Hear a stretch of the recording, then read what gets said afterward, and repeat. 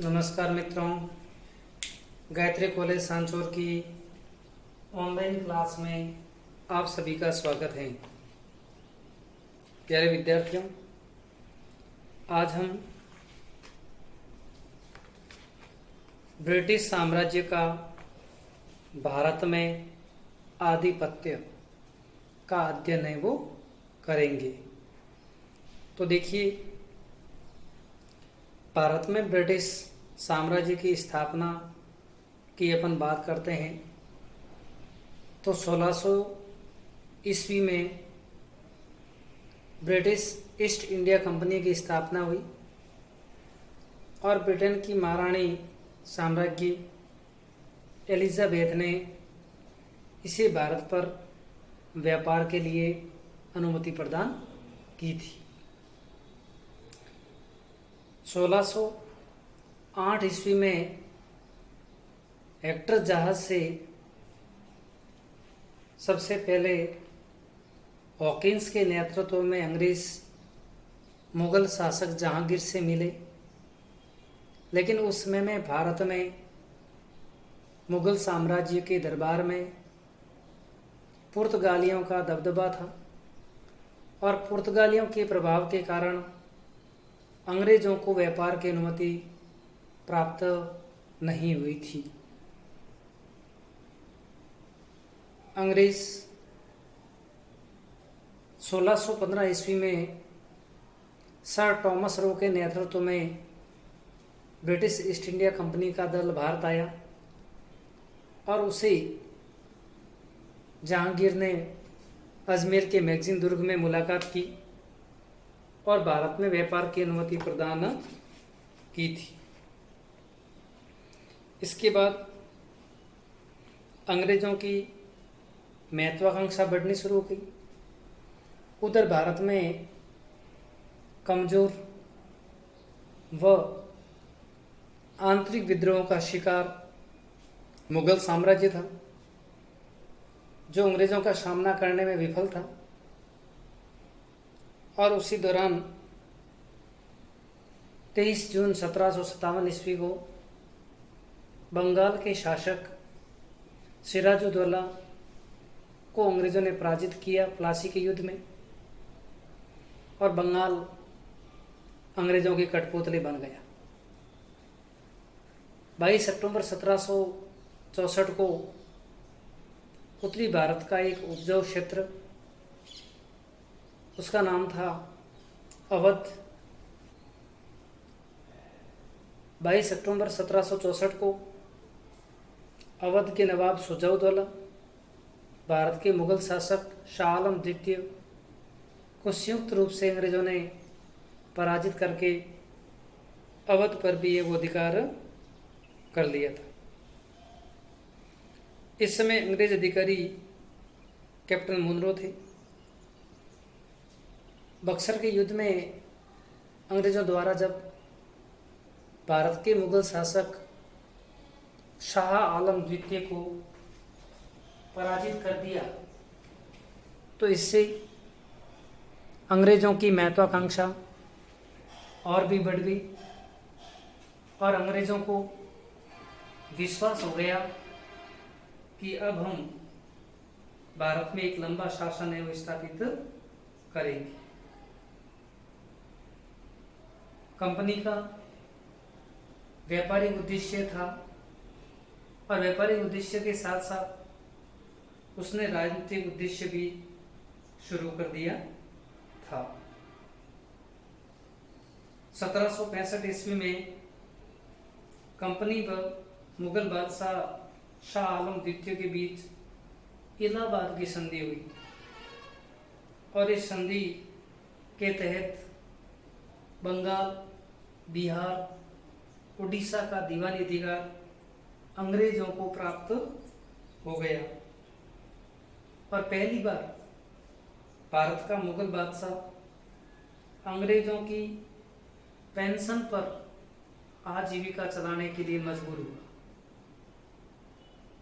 अंग्रेजों ने मुगल बादशाह शाह आलम द्वितीय को 26 लाख रुपए वार्षिक पेंशन देना और अवध के नवाब से इलाहाबाद व कड़ा का क्षेत्र भी मुगल बादशाह को दे दिया। और इस तरह मुगल बादशाह भी अंग्रेजों की कठपुतली है वो बन गया। अंग्रेज अधिकारी क्लाइव ने बड़ी चतुराई से बंगाल को अपनी कठपुतली बना लिया। उसके बाद उन्होंने अवध को कठपुतली बना दिया। उसके बाद भारत के मुगल बादशाह शाह आलम द्वितीय को अंग्रेजों की पेंशन पर आजीविका चलाने के लिए मजबूर कर दिया था। इससे भारत के इन छोटे बड़े राज्यों को गहरा धक्का लगा था। इनमें संघर्ष का भाव भी है वो आया था। भारत में 1757 से लेकर 1857 तक का जो काल है, उस काल में भारत में जो कंपनी का मुख्य होता था उसे गवर्नर जनरल के नाम से जाना जाता था। अब उसके बाद कंपनी का नया गवर्नर जनरल बनकर वॉरेन हेस्टिंग आया और वॉरेन हेस्टिंग ने आते ही द्वैत शासन प्रणाली को समाप्त करके 1773 में रेगुलेटिंग एक्ट पारित किया। रेगुलेटिंग एक्ट का अर्थ था कि ब्रिटिश संसद ने कंपनी के आंतरिक मामलों में है वो हस्तक्षेप किया और इस एक्ट के माध्यम से, रेगुलेटिंग एक्ट के माध्यम से ब्रिटिश कंपनी को राजनीतिक शक्ति के रूप में मान्यता प्रदान कर दी गई। और इसके बाद बंगाल के गवर्नर को गवर्नर जनरल का नाम है वो दे दिया गया। 1774 ईस्वी में वॉरेन हेस्टिंग ने कलकत्ता में सर्वोच्च न्यायालय की स्थापना की, जिसमें 4 सदस्यीय न्यायाधीशों की नियुक्ति की थी।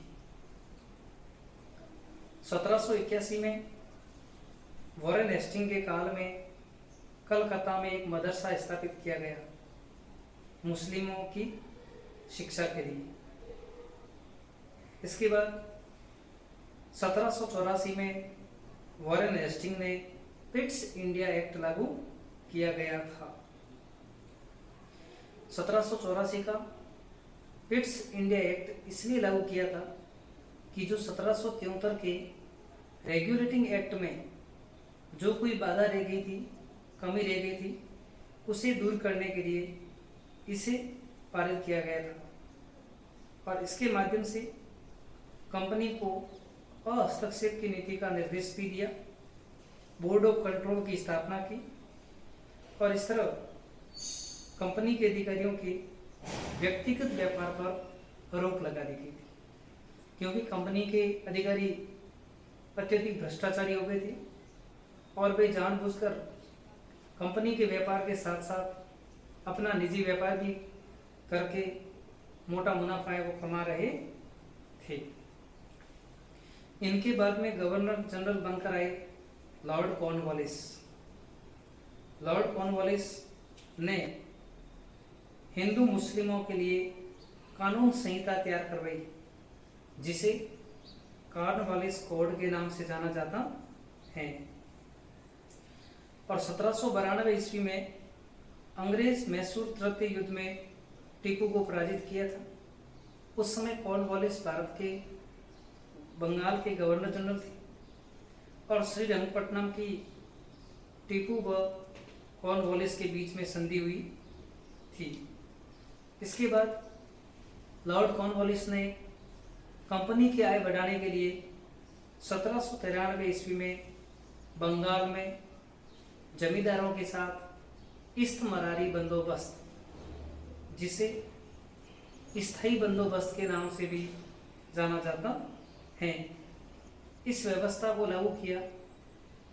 इस व्यवस्था से बंगाल के जमींदारों की स्थिति अत्यंत दयनीय हो गई।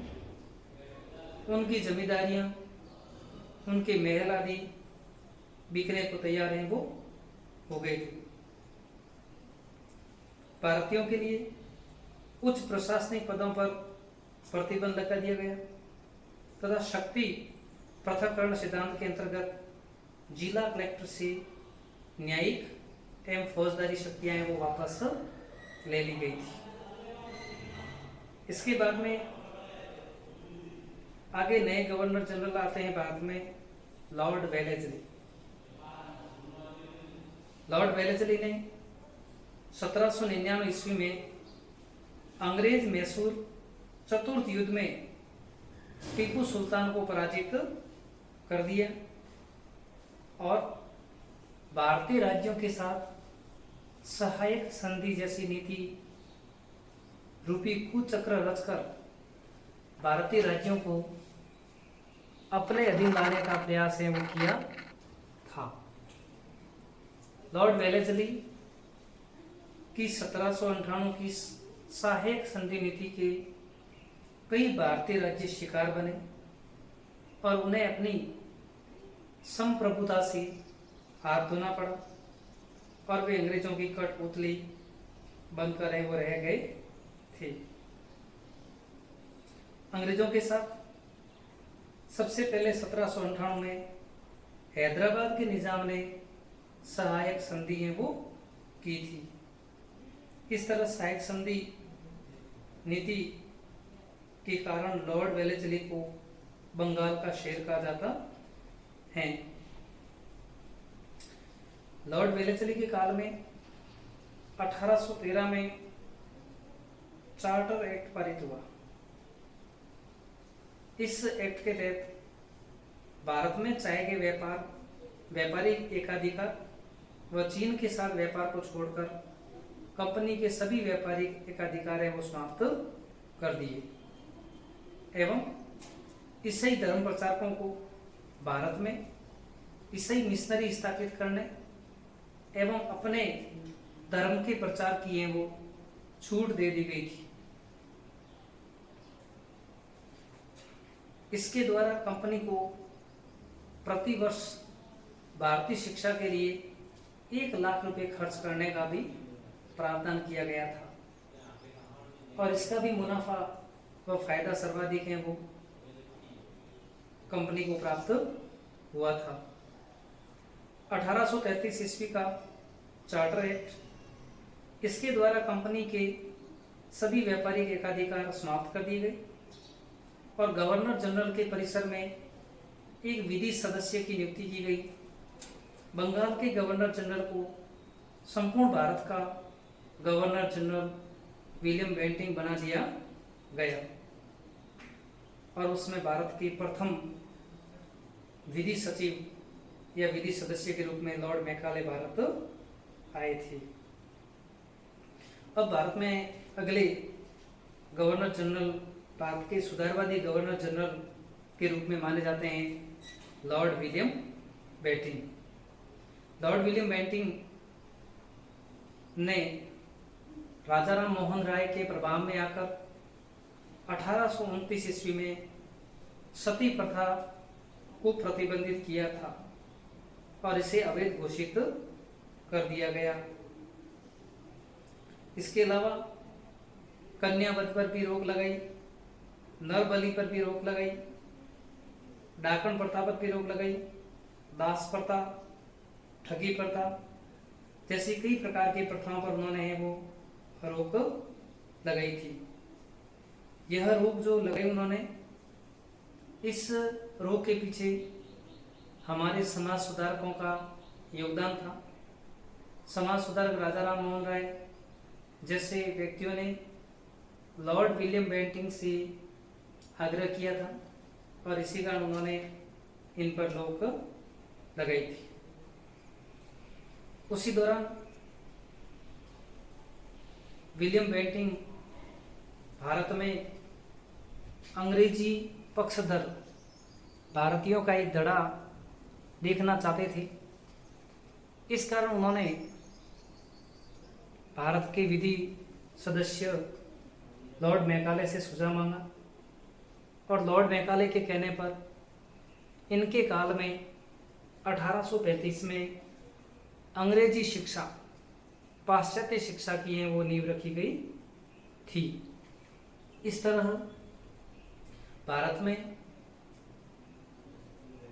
बंगाल पर आधिपत्य के समय कंपनी के अधिकारी क्लाइव से लेकर Warren Hastings, Lord Cornwallis, Lord Wellesley, Lord William Bentinck जैसे कई एक से बढ़कर एक कंपनी के अधिकारी आए और उन्होंने अपनी सूझबूझ के माध्यम से कंपनी के साम्राज्य को भारत में बढ़ाया था।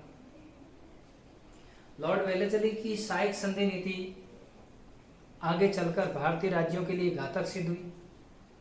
भारतीय राज्यों के राजा नाम मात्र के थे, बल्कि उनका सराधिकार कंपनी के पास था। इस संधि से कंपनी को एक विशाल सेना